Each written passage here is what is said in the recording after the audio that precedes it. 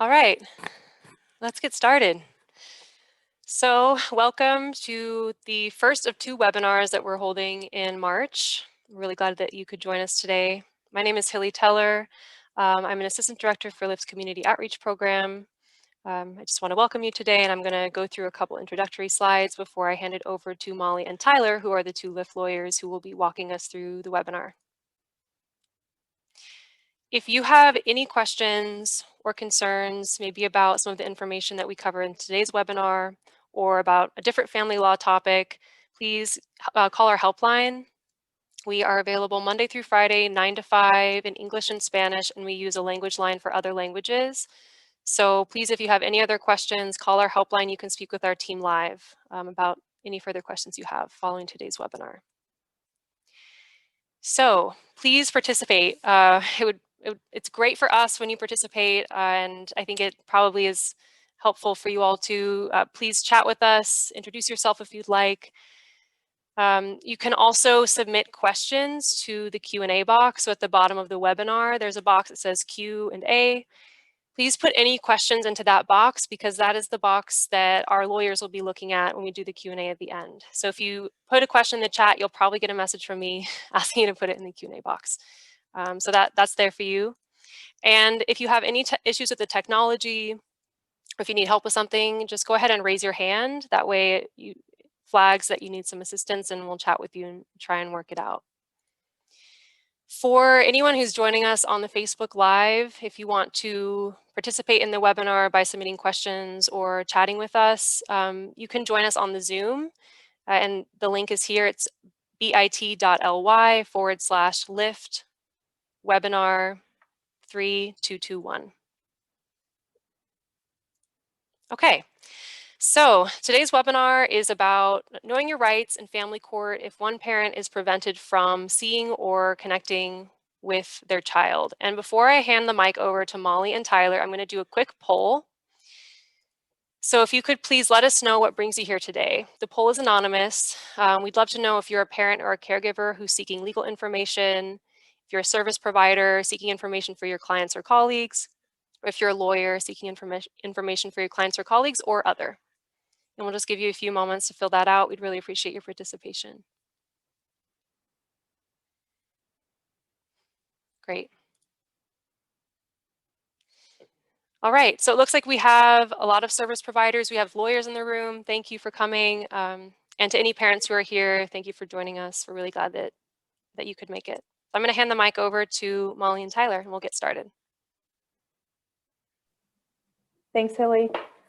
Welcome, everyone. Thank you for joining us today. I'm Molly Burke. I am one of the staff attorneys with LIFT. And I'm Tyler Levson. I'm also a staff attorney with LIFT. Thanks for joining. So we wanted to provide some general information about this topic because it's something that we've increasingly seen taking place during the pandemic. A lot of people we serve have had questions about this, wanting help. What do they do? A common scenario that we've seen is when, say, a parent who has custody of a child gives the child to the other parent who maybe has visitation, and that visitation parent doesn't give the child back to the parent who has custody. And that parent then wonders, how do I get the child back? Molly, have you seen other types of circumstances where this commonly comes up? Yeah, absolutely. We've been seeing this a lot, like Tyler, you mentioned. We've been seeing it, you mentioned with one parent being prevented from seeing their child or visiting with their child, I should say. I've also seen parents concerned because of COVID-19 of going through with visitation with the other parent and general concerns that they have around it. But before we get into denial of access and everything, we want to give a brief overview of what's going on with the courts right now. So next slide. So before we jump in, I'm going to go over COVID-19 and what's going on, some updates with family court and how to file. And then I'm going to hand it back over to Tyler, to you, to give some universal language, some shared language, so that we can have this be able to have a conversation with each other and about denial of access. And then we'll talk about denial of access and preventing parenting time or interfering with that parenting time. We'll share some resources. And then at the very end, we'll have some time for a Q&A. Next slide. So right now with the courts, with COVID-19, what's been going on? Next slide. I'm going to start by talking about New York City, and then I'm going to talk about New York State. So in New York City, all hearings are virtual. They're physically closed except for these orders of protection, to file on orders of protection. Sorry, I think we're having a little bit of technical difficulties. Bear with us, everyone.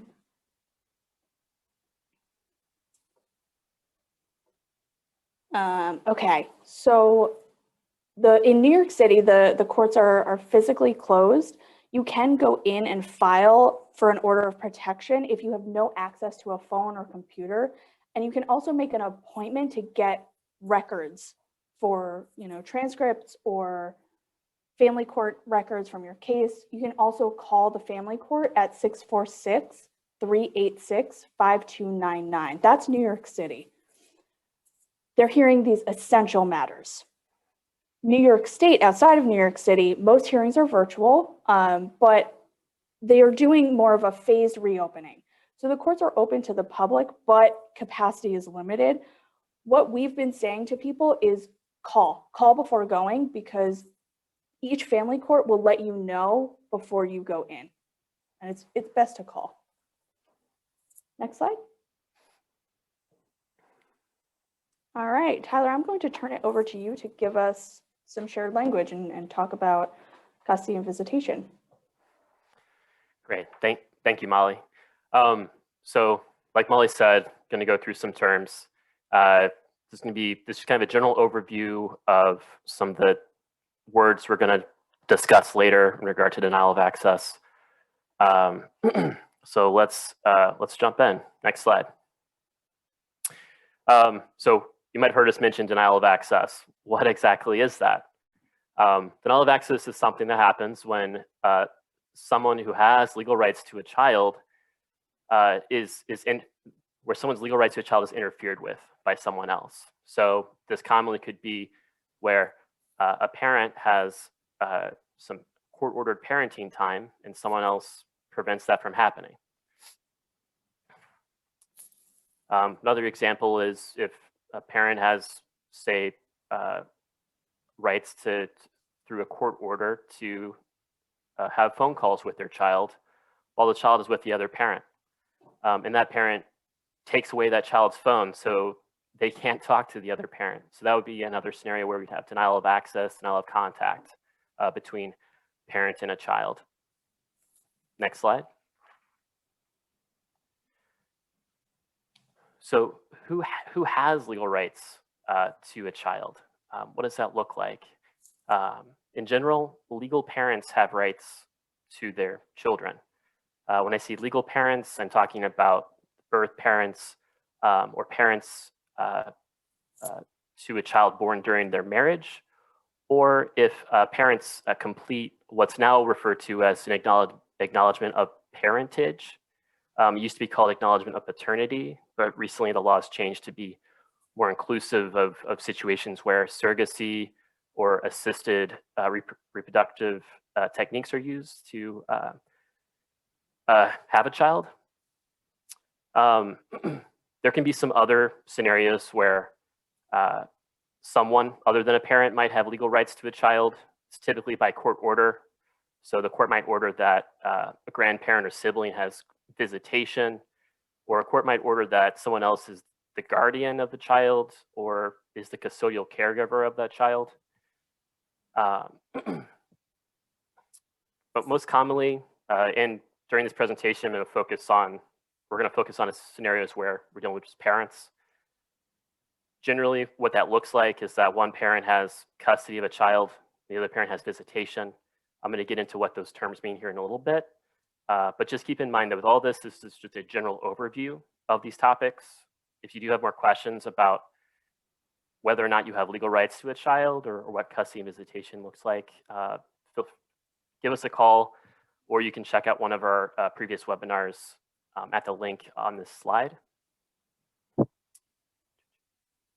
Next slide. So in regard to custody, before there's a court order, it's referred to as informal custody or shared custody. So this is where, as I mentioned before, either the child was born during a marriage or the parents completed a acknowledgement of paternity parentage such that the parents now have legal rights to the child. You can have legal rights before going to court. The problem is that these legal rights are not specific. They're not clarified. They don't provide a schedule. And so what happens is that both parents have basically the same rights of custody to the child, which can be confusing, can lead to conflict. So what happens sometimes is that people later go to court and they, next slide, they get formal custody from the court, where the court enters an order regarding custody. Custody can look, there's a lot of different aspects to custody.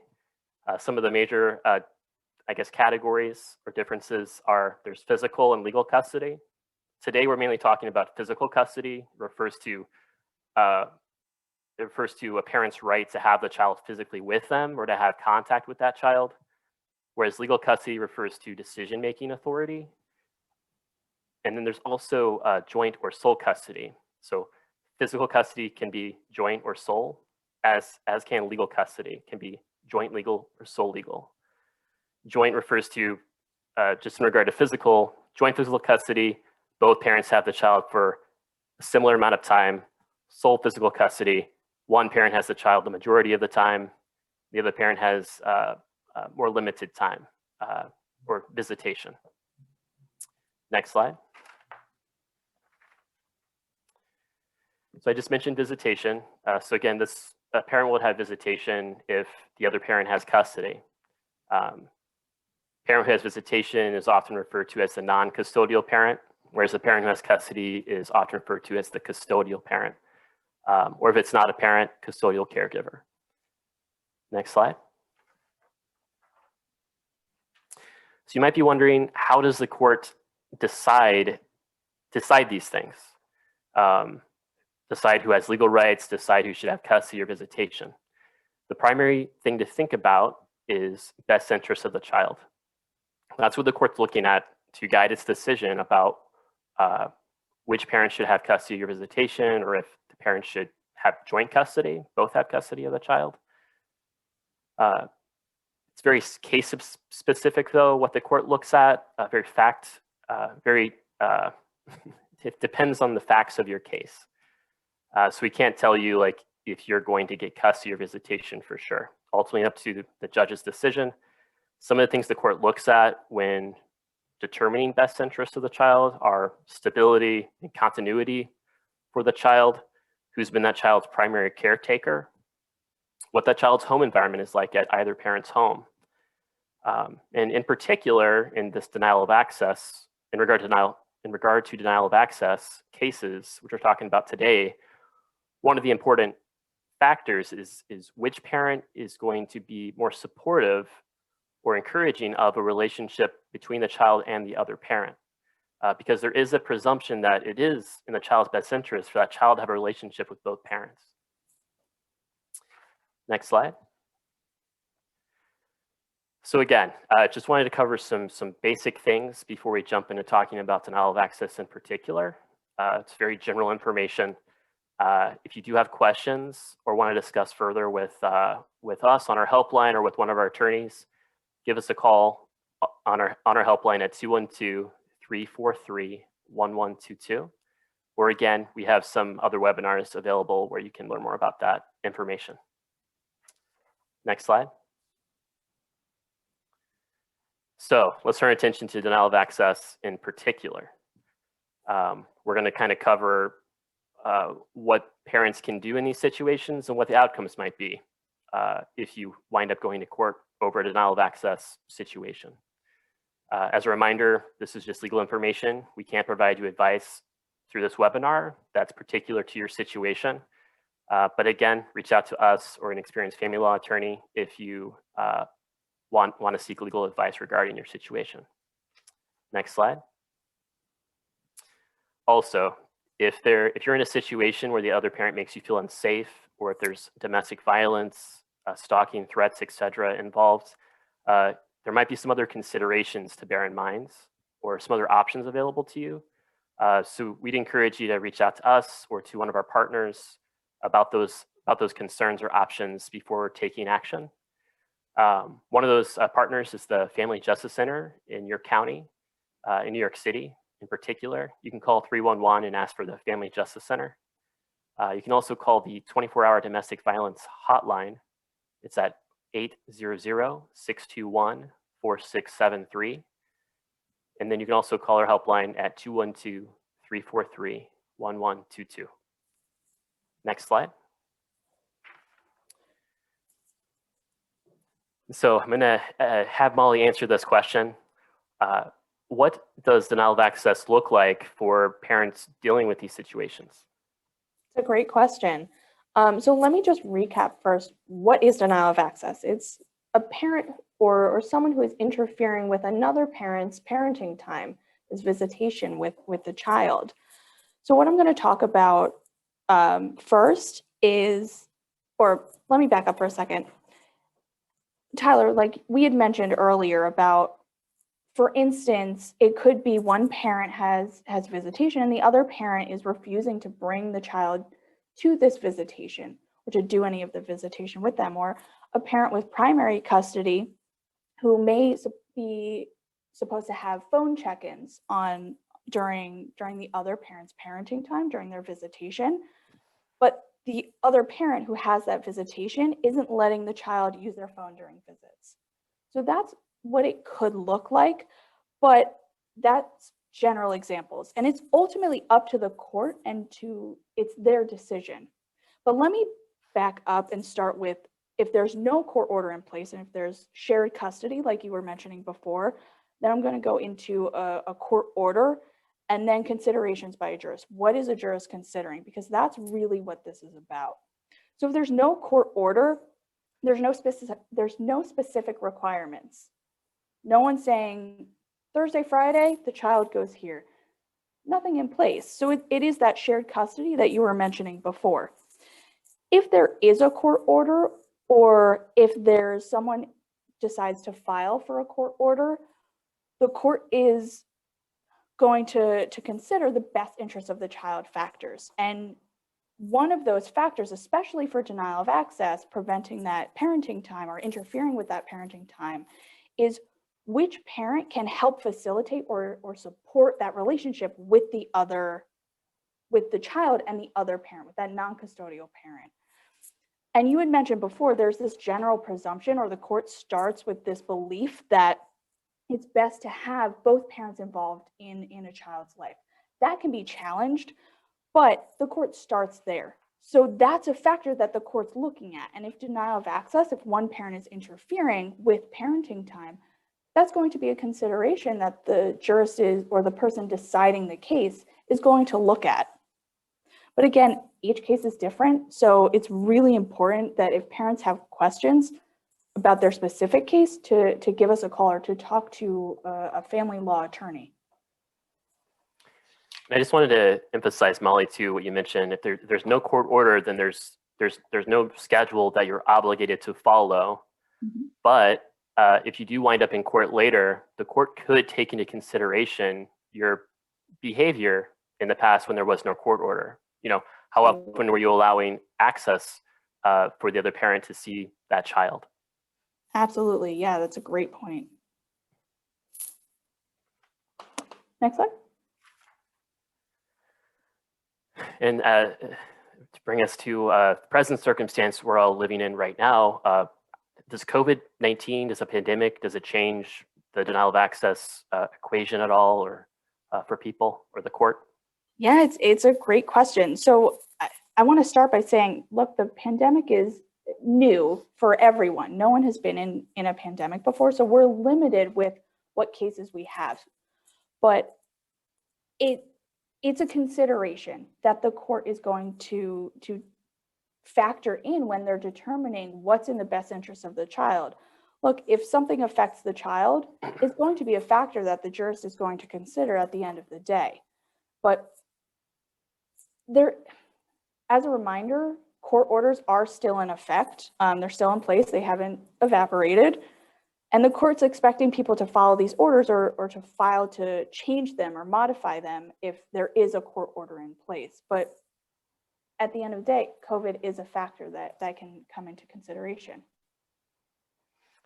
And I want to mention too, I mean, with I think something that we both seen is that during the pandemic, something that particularly has come up in regard to denial of access is parents refusing access because the other parent isn't following basically CDC guidelines regarding what is safe. So they're not wearing masks, or they're maybe exposing the child to people outside their pod or home.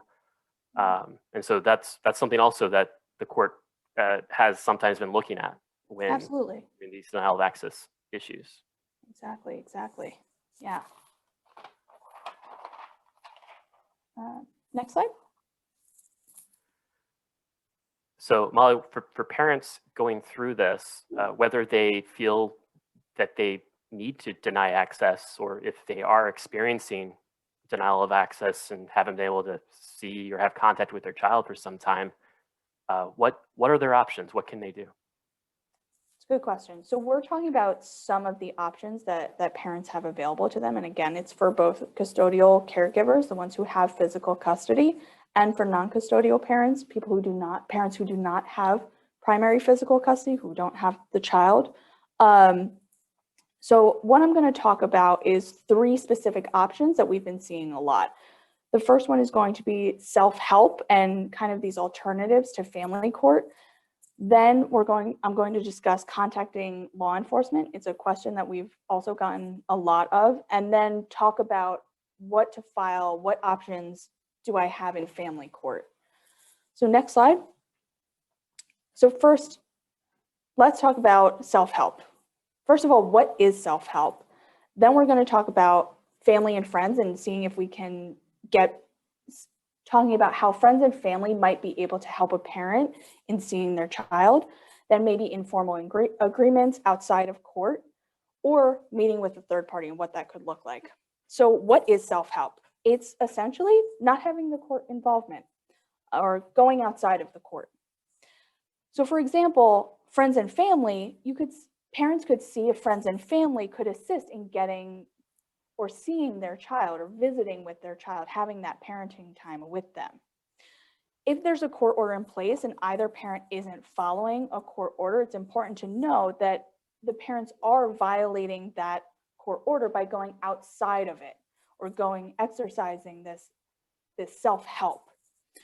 But it could, and doing self-help could result in the other parent or caregiver filing a petition against them. And we'll talk a little bit more about these and filings a little bit later. So let's move into informal agreements. It's an out-of-court plan with the other parent, a parenting plan. These can be found on the court's website. So for example, Tyler, if you and I had a child together and we wanted to see, if we said, you know what, let's come up with an agreement by ourselves. I think this could really, really work. We can do that on our own and draft it up. It's not a court order. A court order has to be signed by a judge or a jurist, someone who's deciding the case. So it's not a court order, but it could become one. But let's say, we're struggling with coming up with the terminology. Another option is meeting with a third party or possibly a mediator, a family counselor, a parenting coordinator who could help draft this agreement for us. Again, it's not a court order, but it could help with the visitation for the child. And I wanted to add to that, Molly, that a lot of these options, they involve both parents to be willing to come to the table and kind of work things out. When parents aren't able to work it out, that's when we're going to have to pursue some of these other options that we're going to discuss. Mm-hmm.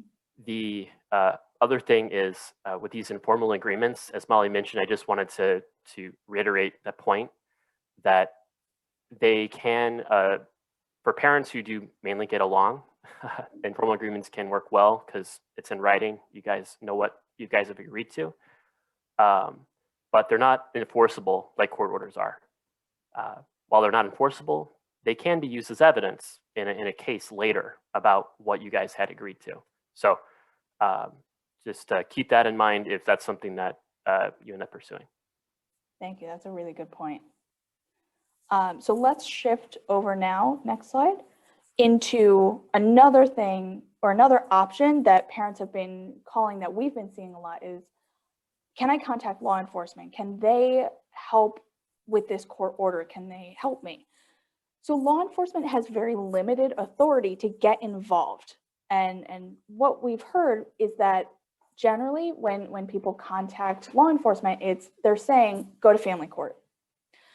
So again, they have this limited authority. Unless there's a court order from a judge or jurist ordering law enforcement to get involved, they don't have the authority to transport or hand off the child from one parent to another.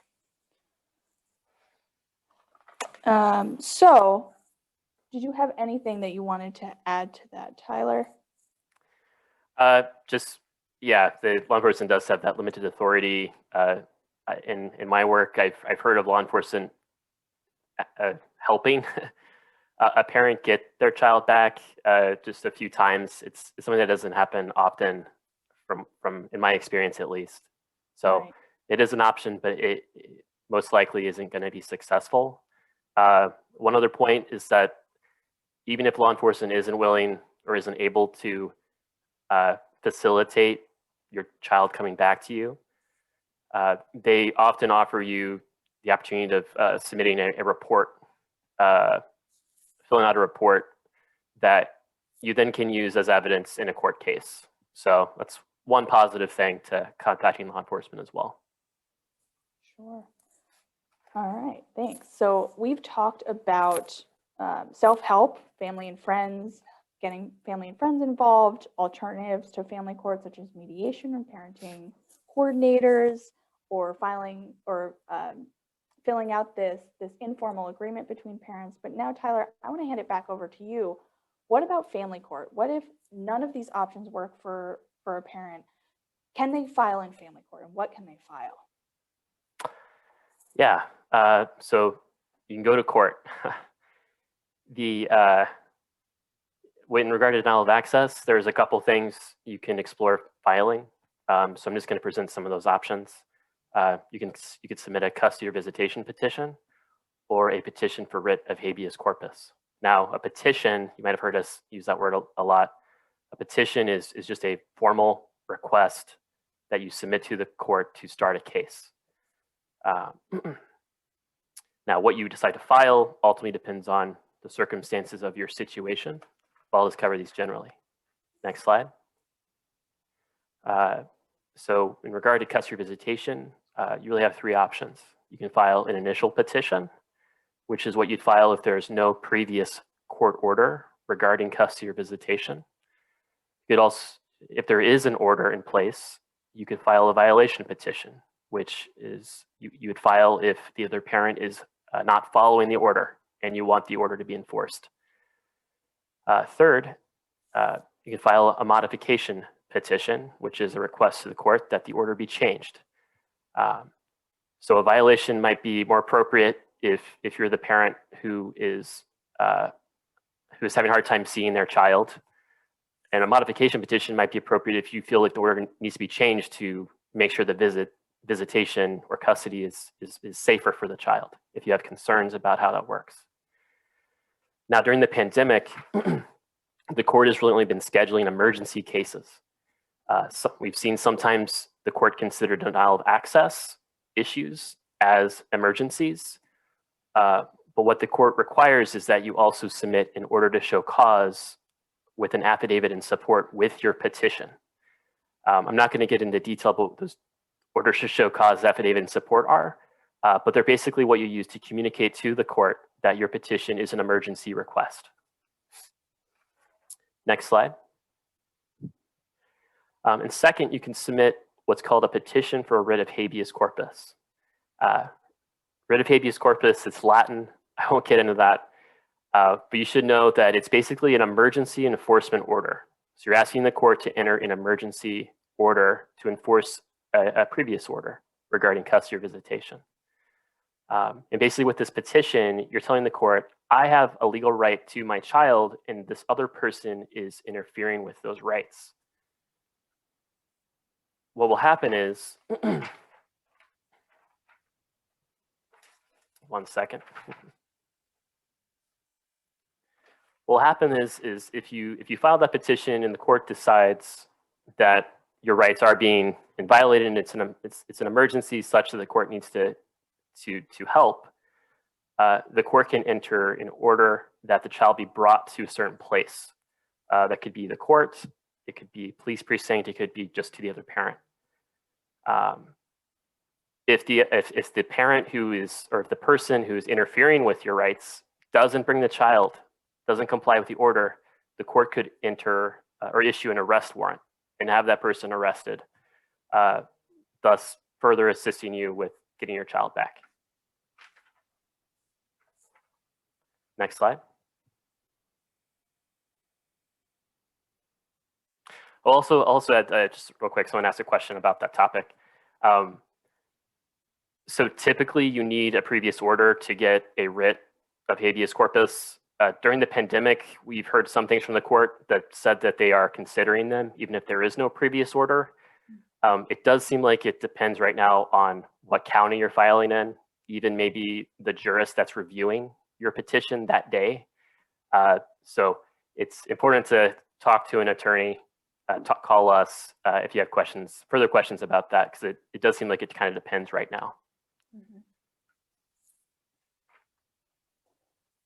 So Tyler, talking about filing these court orders, how do you file right now, especially during COVID-19? How are you filing one of these petitions?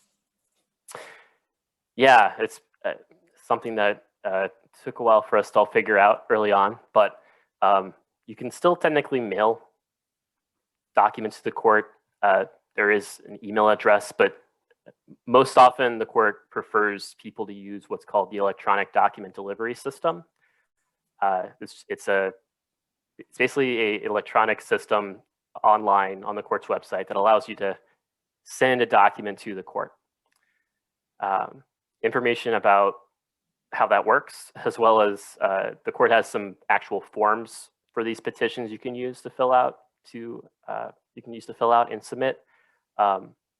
You can find those on our website. And let's see here, yeah, right. Once you submit it through the electronic document delivery system, the court will send you a confirmation email letting you know they got it. If it is an emergency, if it's something urgent, the court will often get back to you soon and let you know they've scheduled a hearing for you and provide you further information about that. If it's not, then if it's not an emergency, your petition will still be there, but it'll be in basically a waiting line or queue. And the court will get to it at some point in the future. We're not really sure how long that wait is. It seems like it is sometime, it seems like right now it's really months before the court is going to be able to work through the backlog of cases that were filed earlier in the pandemic up till the present. And I also just want to remind people, we can take additional questions. We can take questions at the end of the presentation. So if you just want to continue to submit questions in the Q&A box, that'd be great. Next slide. So Molly, for parents who have not been able to resolve their denial of access issues and they've filed one of these things with the court, one of these petitions with the court, and they have a court date, what could be some of the outcomes that they could see through the court process? Yeah, it's a good question. So it really varies by case. I know we say this all the time, but each case is different. Each child is different. So it really depends on the case. But some outcomes could be that makeup visitation could be ordered, that if a parent has been prevented from visiting with their child, keep records, keep documents of, every Thursday I was supposed to have visitation time and we weren't able to do that. You can keep records and then submit it to the court, and the court might be able to order these make-up visitation time at a later date. We've also seen possible excuses of violations, that the court or jurist will excuse a potential violation and order that steps be taken to remedy that, whatever the concern was by one of the parents. The custody or visitation order could be modified, and the custodial parent or caregiver could end up actually being shifted to the other parent, and they could change who is primary custody. And remember, they're always, the jurist or the court is always looking at what's in the best interest of the child. So those are some of the legal outcomes that could happen. All right, next slide. Okay, so now I think we are going to turn it back over to Hilly to walk us through some resources for parents. Hi, Hilly. Hi. And then we're going to take some Q&A. So please, everyone, put your questions in the Q&A box and we will try to get to some of them. Awesome. Thank you, Molly. And thanks, Tyler, for sharing that great information with us. Okay, so a few resources for you all before we get to the Q&A. Molly mentioned mediation and alternatives to family court. So we work with a number of mediation providers in New York City. There are different providers based on which borough you're in. So here's a list. In a moment, when I get to the next slide, I'm also going to be sharing a link to a family referral guide that has a lot of this referral information in there. But these are a few of the mediation providers that we work with and that can help parents resolve conflicts, draft agreements around custody visitation. So if you're interested in that, or if you're working with somebody who might be a good fit for mediation, please refer them. It's a really great alternative to the court, especially during the pandemic. For general legal information, representation, and help, I mentioned we have a list, a referral guide on our website. The link is there, but a few that we wanted to highlight that are a great option for parents and caregivers who are looking for representation, not just legal information, would be the City Bar Justice Center, Legal Aid Society, Legal Services NYC, and NILAG. They can all provide representation. And then also, we often refer people to a website called lawhelp.org. This is an awesome resource, similar to Lyft. They also provide legal information, and they also have a chat. So feel free to check them out. And then, of course, we are a resource for you. So a little more information about Lyft. Lyft stands for Legal Information for Families Today. We are a nonprofit based in New York, and we provide free family law information and help. So we do that through our helpline, which we've mentioned already today in the presentation. And then we also provide legal advice through limited scope representation. So Molly and Tyler are two of our attorneys. We have a team of lawyers who can meet with a parent one-on-one to provide legal advice in a consultation. And all of our services are available in English and Spanish, and we also use a language translation service for other languages. A couple other resources I want to highlight. We do have a specific page on our website for emergency court forms and help. There is information on there about COVID-19. We do have instructions on how to file through EDDS. We have a link to a survey that parents or anybody who's unrepresented in a New York State court case can provide feedback to the court. So we're trying to get that out to people. All of that is on that page, so check that out if you're interested. We also provide legal resource guides in multiple languages. And we mentioned already, we have other Know Your Rights webinars. And feel free to follow us on social media.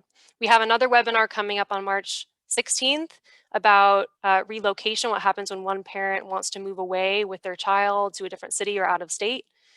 So you can check that out on our social media, or we'll include the registration link right now.